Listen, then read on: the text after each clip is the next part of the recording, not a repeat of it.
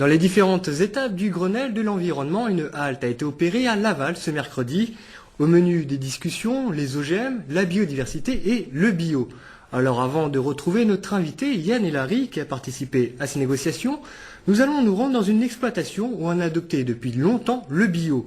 Nathalie Leroy a rencontré ses agriculteurs dans la ferme de la Futaie à la Chaise-le-Vicomte. Une production de qualité pour une alimentation de qualité et surtout pour la préservation de l'environnement, c'est ce que défend René Bigot.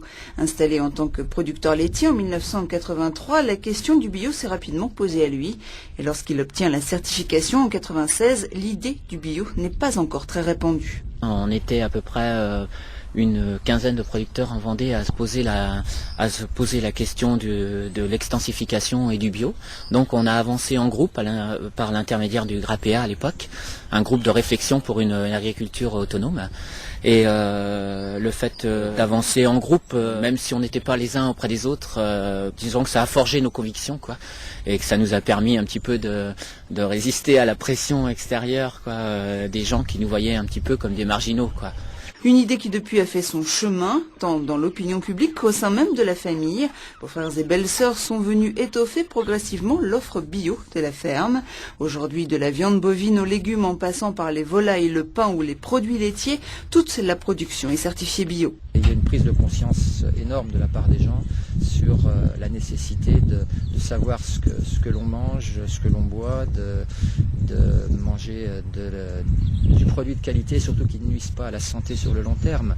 Maintenant, les beaux jours de la bio ne dépendent pas que de la qualité des produits, hélas, ils dépendent aussi de tout un environnement politique et économique qu'on ne maîtrise pas forcément. Et aujourd'hui, outre l'épineux dossier des OGM, c'est du côté de l'Europe que les têtes se tournent. La grosse interrogation pour nous aujourd'hui, c'est le cahier des charges européen, quoi. C'est-à-dire un cahier des charges qui est largement, qui va établir des règles beaucoup plus laxistes que ce que l'on connaît nous aujourd'hui avec le logo AB.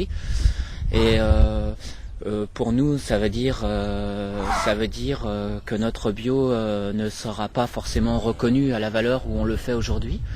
On va donc se battre pour faire reconnaître notre production et essayer de transformer un maximum nos produits pour le bien-être des consommateurs, quoi.